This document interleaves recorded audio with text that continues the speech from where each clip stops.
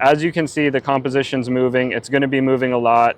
This is really going to test our capacity to be flexible on the fly.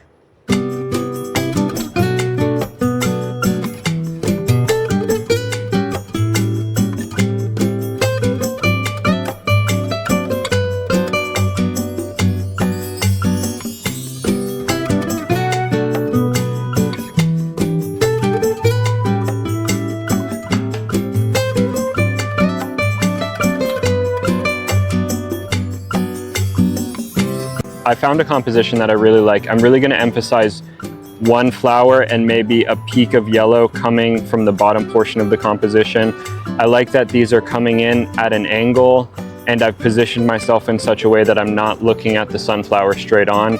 I'm instead going to get it at about a 45 or maybe a 60-degree angle, so I think that's going to create some interesting shapes. One of the main challenges that we're going to be dealing with here today is the wind. These flowers are moving, as you can see here. So we're gonna give it a shot. For the block-in portion of the painting, I really just want to establish very basic shapes.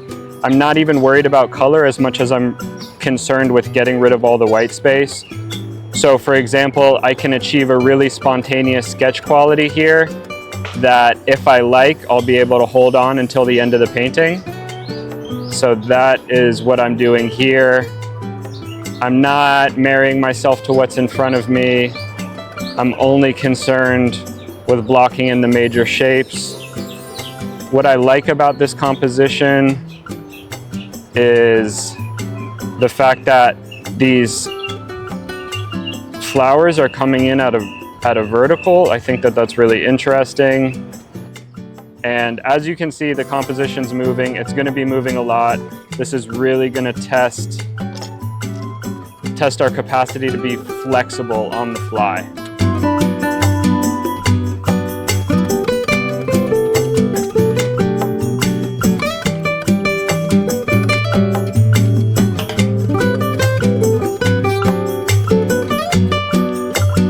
One of the main benefits of blocking in with Gamsol is that this pigment that's really thinned out with mineral spirits right now is going to dry really quickly and allow me to put paint right out of the tube on very shortly.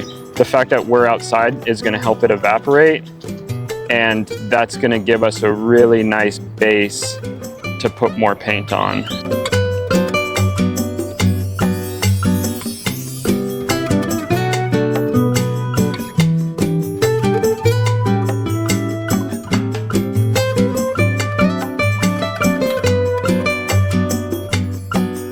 I'm currently in a really good spot with this painting, but not for the reasons that you might think. I would say it's not going very well, and for that reason I'm not very attached to what's happening here, and that is freeing me up to really loosen up, look at the reference less, look at the painting more, really put down some wild bits of color, some interesting brushwork. I'm sure you've been in a situation where you're midway through a painting and you really like the result so far, and that creates a situation where you're being really precious with each bit of paint you put down because you're so worried you're going to lose the thing that you've become attached to before the painting's even complete. So the fact that I don't like this painting very much right now, I'm actually going to use that to my advantage to really be spontaneous, be fresh, take chances, because at this very moment I have absolutely nothing to lose.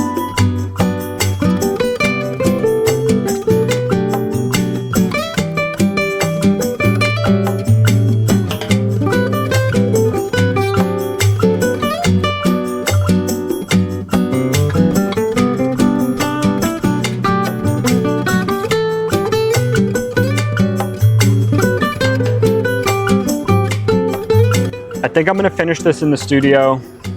There's a lot of movement happening here, which I did anticipate, but there's the theory of the movement and then there's the reality of the movement. So I think what I'm going to do, I'm going to go home, have a snack, not look at this for an hour, see what I like, see what I don't like, work back into certain sections definitely, and see if I can save this panel.